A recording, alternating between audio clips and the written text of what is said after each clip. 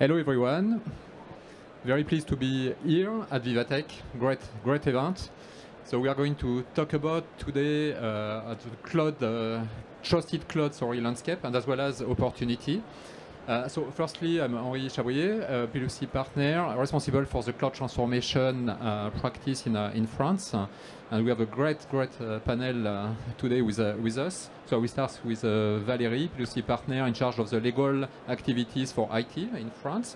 Then we have Usman Jawad, Chief Marketing and Product at Orange Business, and Jérôme Lecade, CEO of Scality.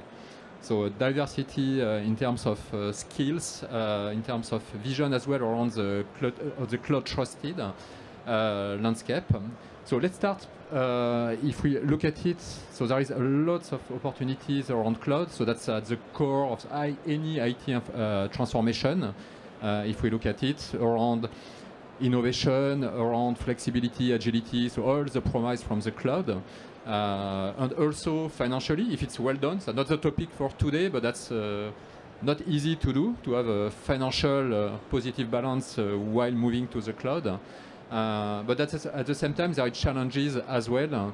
So around data control, cybersecurity, and more around the complexity around the evolving regulation, which is quite a complex setup in France in particular. So I will let Valérie to describe this landscape for the few minutes.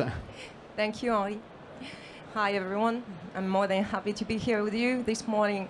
So I'm Valérie Hommage. I'm the head of the IP, IT, and data privacy department at PwC law firm in France. So it means that I'm a lawyer. And I will try to explain you in a few words why, when it comes to the definition of your cloud architecture, you need to think at a very early stage about the regulatory landscape applicable to your specific situation.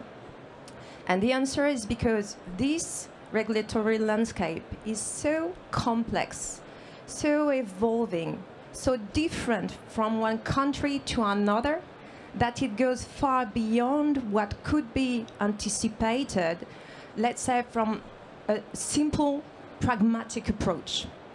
And this regulatory landscape will have several impacts on your specifications, and at least 3 impacts. The first one will be about your technical requirements. The second one about your sovereignty constraints. And the last one with the certifications to be obtained. So 3 massive impacts on your specifications. And as concerned the first kind of impact, so the technical impacts, you will have 2 main kinds of regulations.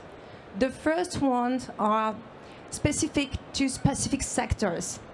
For instance, finance, banking, health, industry, and many other sectors of activities. They are specific. That's the case, for instance, of NIS 1, NIS 2, or DORA in Europe, but you also have some all over the planet.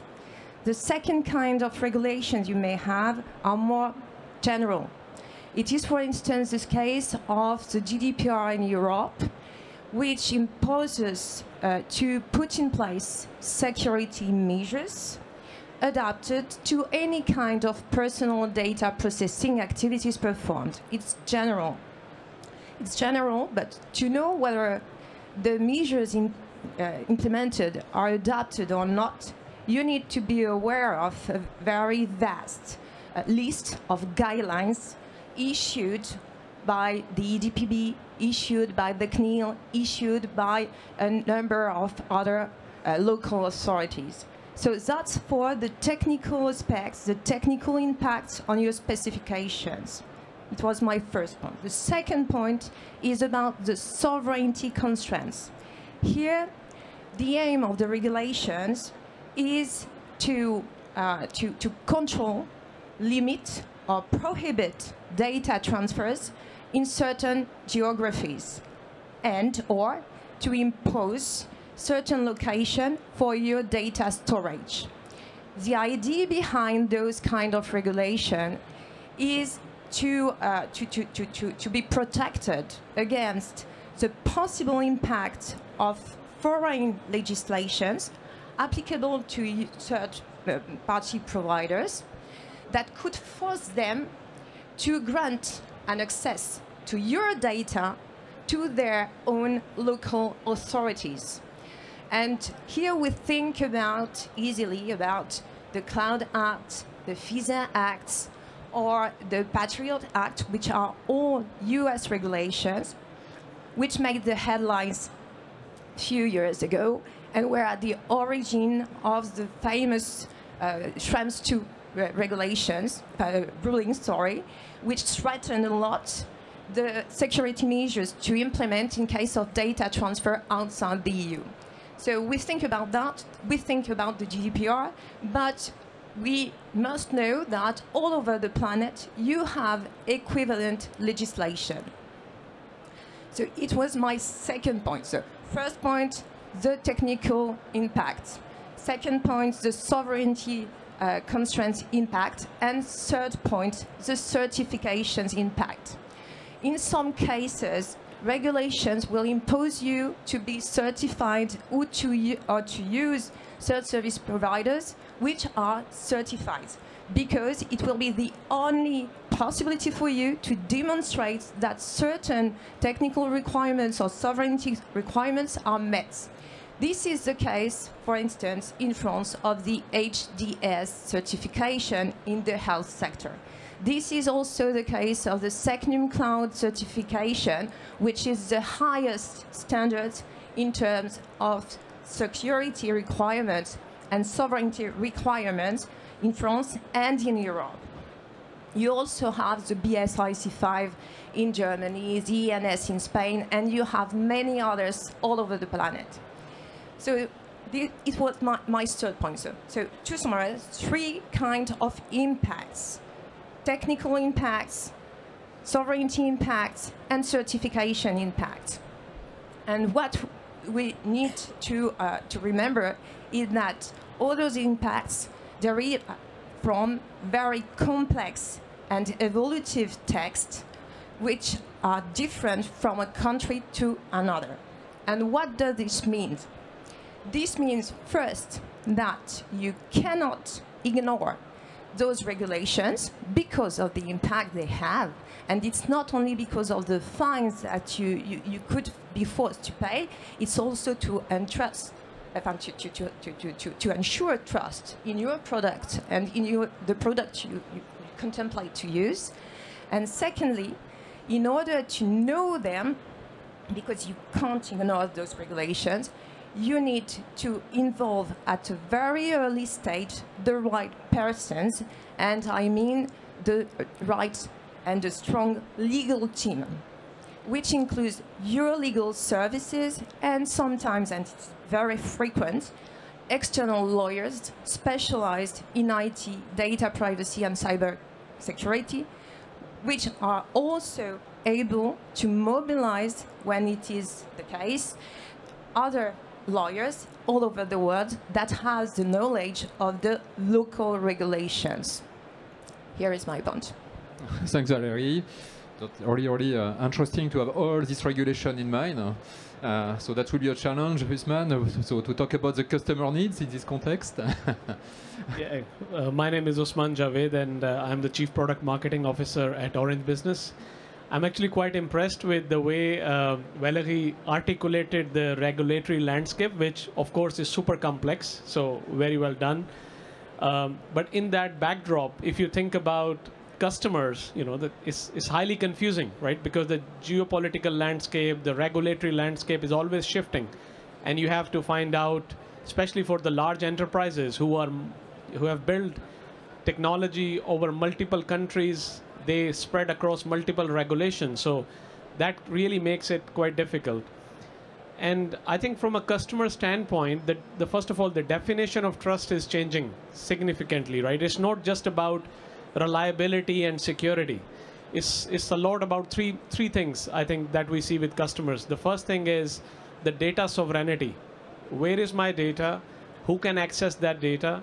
is my data compliant to the local regulations, as Valerie was talking about? So data sovereignty is a #1 need when the customer think about trust. The second thing is transparency, right? So do have a clear transparency in terms of how the data is being accessed, who have access to that data. Am I really clear how my data is being used? And then, the infrastructure that I build should be highly auditable. So that's the second transparency point. And finally, not to forget the point about ethical use and responsibility. So when the customer really think about trust, they think about three things, as I said: data sovereignty, transparency, and ethical and responsible use. Now, coming to the topic of cloud, every customer, we talk to, from small to big, they all want to move to cloud, right? And they want to build their technology leveraging the agility of cloud. That's a no-brainer. But then what we see is that the customers have a different starting point when they talk about cloud. There are customers who are coming from a very strong trust angle, and there are other customers who are coming from a very strong innovation angle, right? So the ones who are coming from trust angle, they are saying, well, I want to make sure I'm fully compliant and I take gradual steps, but eventually try to leverage the cloud.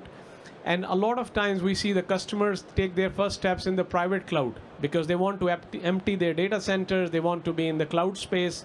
And where with Orange Business, we have what we call Cloud Avenue in Europe as a private cloud platform where the customers can start moving their workloads. And eventually they can decide which workloads go to the public cloud, which stays in the private cloud, balancing this trust and innovation equation. There are other types of customers who are very much innovation driven and they want to get the best of what comes out. They are happy to take chances on maybe, certain things that they do may not be the highly transparent. Perhaps there may be some gaps in terms of compliance. For certain workloads, they can take that chance. And those are the customers we help to move to the public cloud, whether it's GCP, AWS, or Azure. But I think balancing the trust and the innovation equation is what we've been thinking in Orange Business quite a lot. And you may have seen the announcement that we made a couple of years ago in partnership with Microsoft and Capgemini, which is called Blue. So Blue is Microsoft Cloud Azure deployed in a highly secure, SecNum compliant fashion for French customers, for highly regulated customers in France. So here you see the balance of the trust and the innovation that we achieve with those customers. Now, maybe the thing that I like to talk beyond cloud is as customers think about AI and Gen AI, right? Every CIO today is thinking about how can I move on with Gen AI, right? I think there was a survey which came out that only 4% of the CIOs are actually ready to go with Gen AI. And one of the biggest challenge that they have is they're not sure how to get started. The difference between a cloud conversation and a Gen AI conversation is mostly about the volume of data and the sensitivity of data that you're talking about. Gen AI needs a lot of data. Your LLMs need a lot of data. And most of the time, these are highly sensitive data that you need to feed into these models. So we realize this challenge with enterprises that, how they take the first step to move to leveraging Gen AI, which is a lot of time is to have the trusted environment where they can build their Gen AI solutions. So in Orange Business, we launched, which we announced in March, our trusted Gen AI platform, where we have enterprises who can just bring their models and leverage the infrastructure that we provide. So we have GPU as a service. Customer can bring their models, and then they can run on our very trusted infrastructure, which is going to be SecNum compliant. Or the customers have no clue about which model they want to use. They only want to focus on the use case. So we have our consulting teams who can help customers to build those use cases. And then we have built partnership with a French LLM provider called Lighton. So we provide the service of LLM with Lighton infrastructure underneath and help the customers to build those use cases. But one thing that I like to really highlight, if you look at the small and medium enterprises, these customers are always left behind in all technology waves that we have seen. If you go back 10 years, mobility was a big wave, then cloud, and now AI and Gen AI. So what we're trying to do with the SMB customers is creating some package SaaS solutions that are powered with our Gen AI platform and infrastructure. So we can bring more package solutions and take the technology complexity away from them so they can use Gen AI in a trusted environment. Yeah, thanks, Usman. That's very, very good to see all these proposition and needs from the customer part. And that's something that we are seeing in the market in growing and growing, and the GenAI use case is an interesting one. Also on the technology enabler and organization needs that our customer needs to put in place. So if we look at it, there is two things that we have discovered during a cloud study that we launched last year in terms of customer organization and actually technology enablers that they must have. The first one is around the data. So if you look at it, to be able to classify your data, but not only on the data side of it, but with the regulation, with processes, some regulation like LPM, you must understand if one process is constrained, and it could be your customer as well in a B2B context. So that's something that you need to do in a recurrent manner. As you were raising in the GenAI use case, you may want to go from one use case to another, and suddenly it's changing the game. So you need this team with this, if you look at it, assemble skill set around the technology, around the data, data governance. You need to govern this, so that's the recurrent part. The second one, and that's something we were discussing around the multi-cloud, that's amplifying the multi-cloud equation. So that's already present. Customers actually are distributing their services, functionalities from one hyperscaler to another, as well as on the new cloud proposition. But that's a different dimension, because suddenly you need to be able to understand where you will put your data, but in a seamless manner, implying that you must have a modular architecture, otherwise that will be very, very hard to do. So that's the microservices, all this type of technology, which are mature now to do. And when you play with the technology, and Jerome will talk about it after, at every layers, so that's where suddenly you need new skill sets to hide this complexity. So if you want to deploy an application that suddenly, because of a use case, you have more sensitive data, it must go to the second cloud or private cloud if it's really sensitive in a seamless manner. For all operations, so we tend to limit intellectually the operations, the cloud operation to the deployment, but of course you have the technical monitoring, performance monitoring, or the financial management, because it has a cost, obviously, to be in a second cloud or private cloud compared to the public cloud, promise at least. And that's where you need to have this holistic management, hiding the complexity of your multi-cloud with the dimension, indeed, of the security and the regulation. So which is a quite interesting challenge on the promise from the various cloud and also the challenge. So Jerome, if you can talk about this. That's a large topic. Scality is a software company. We are the tools that are used by cloud providers to build their cloud. So Usman, I'm going to take your company as an example. Usman mentioned Cloud Avenue. The storage of Cloud Avenue is actually built on Scality technology. To take another example, in the Orange Group, if any of you have an Orange address email, all of the Orange address email are powered in terms of storing the emails by Scality technology. Our customers are 1/3 cloud providers, public cloud providers, 1/3 very large enterprise like the very largest banks or industrial companies on the planet, and 1/3 governments. And I think that when we talk about cloud transformation, we need to go back and ask, what are we trying to achieve?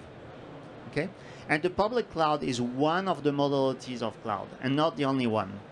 Public cloud is a form of outsourcing, and I would say that since the very beginning of computing or computing in enterprise in the 50s, there's been a swing every 10 years between I want to outsource all my IT, I want to insource all my IT. And I've seen this, I've been in this industry for 30 years, I've been seeing the swing goes in and out. There's been a very strong push for public cloud. That's a form of a swing towards outsourcing.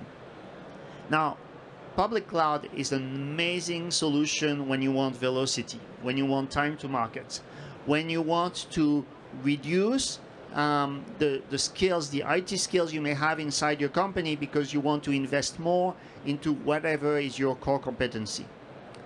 But really, the power of the cloud are the underlying technology that make the cloud. It's distributed systems that are deployed on standard servers with reconfigurable network, and it's the technology that gives the cost and the flexibility advantage of the public cloud and the private cloud. And this is why a really large part of our customers actually decide to deploy private cloud at very large scale. Our private cloud customers have a scale that's comparable to very large public cloud suppliers. For what reason? One is cost. At the end of the day, you look at any public cloud provider, they are making money on their infrastructure. That means that they produce the infrastructure at a cheaper cost than what they sell it at. I mean, it's the very basic of business. So if you're a large enough company, you can produce cloud at a cheaper cost than what you can buy it for. I mean, it's just really basic. The second reason is control. Because of all these regulation, there may be situations where you truly want to be independent. And it's very difficult to find a path to be truly independent with only the public cloud. And really, the question is, what are the workloads that are relevant for SaaS? And for me, I differentiate, although it's always put together, I differentiate SaaS offering from buying infrastructure as a service in a public cloud. It's a very different decision. So what workloads should be SaaS? What workload should be, I outsource my infrastructure to a public cloud company? And what workloads are best suited to still be run by your IT, but within your control, but in a cloud manner with cloud technologies, because cloud technologies is what will bring you the cost efficiency, the reliability efficiency, and the performance efficiency. So for me, it's really going back to the basics. And unfortunately, I still see many corporations where you've got the CEO or the CFO says, you need to go to public cloud to reduce money and to save money. And that's just absolutely not true in the long term. It may be true short term. You lift and shift, you take all your workloads, you put them in a public cloud.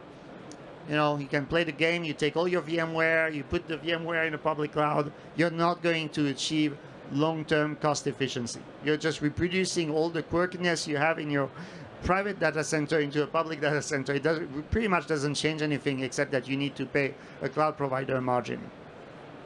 Yes, and that's quite interesting, this swing point that we are seeing in it for years and years, and we are doing also from exit from public cloud because of the regulation. Perhaps, Valérie, what do you see in terms of trends around the regulation? Would it be more and more constraints or the opposite? Difficult to say because we love constraints in France, but it is also true that now it seems that it's just a feeling of a tendency, which is that maybe we are a bit less strict on the constraints, and specifically about the use of the SecNumCloud certification, for instance. Because at the very beginning, we had in mind that all the public sector would need to move to SecNumCloud infrastructure to be compliant, because they were supposed to deal with French data. And it was enough to say, well, in this case, you need to move to a SecNumCloud infrastructure. The state just had those afterwards and is now in a position to say, yeah, well, not everything needs to be moved to a SecNumCloud infrastructure, and it may be so it's less mandatory in France, and in the end, the SecNumCloud model seems to remain only French, because in other countries, they finally decided not to include in their own labels such a high level of sovereignty constraints. And for instance, so in the SecNumCloud model, you can't have any data transfer outside Europe. So, and that's it, nothing. But when you come to the BSI C5 label in Germany, for instance, you can at the minimum transfer your data to specific countries which are considered adequate. So it's wider. And I think it's the sense of history, and the sense of this history has a current example with the EUCS label, which is the European label, for which we have a lot of difficulty in Europe to meet an agreement, because some countries, as France, but now it's only France, wants to include in this global levels sovereignty aspect, requirements, but all other countries are against that. I think that France has been mixing two objectives and made a mistake by being unclear and mixing them.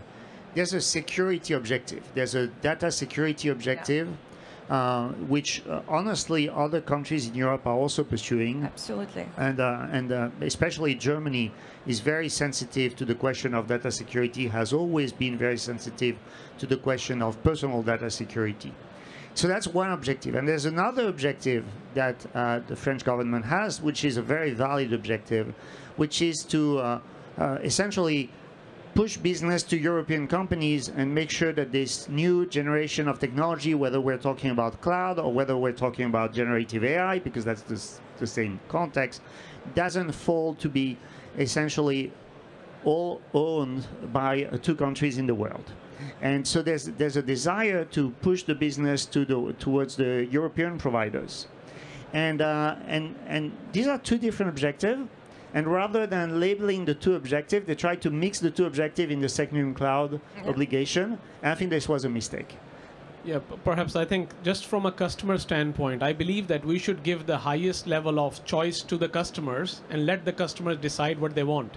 So I believe that the SecNum level of compliance, I would think about EUCS, and Europe should actually comply to that and offer this as a choice to customers, and the customers choose if they want to have that or not. But at the end of the day, I mean, we are all agreeing that the world is going to be multi-cloud, the world is going to be hybrid cloud, and the decisions are going to be very much workload by workload basis.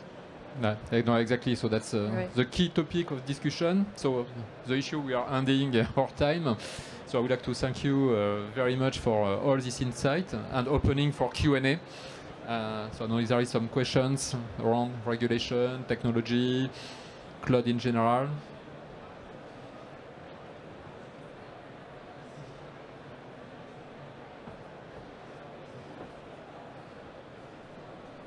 Thank you. I have to confess, I am an exclusive AWS customer. So sorry for that. But basically, I have exactly the same, concern about what's happening to my customer data. Vocalcom is my company. We are actually a CCaaS, contact center as a service.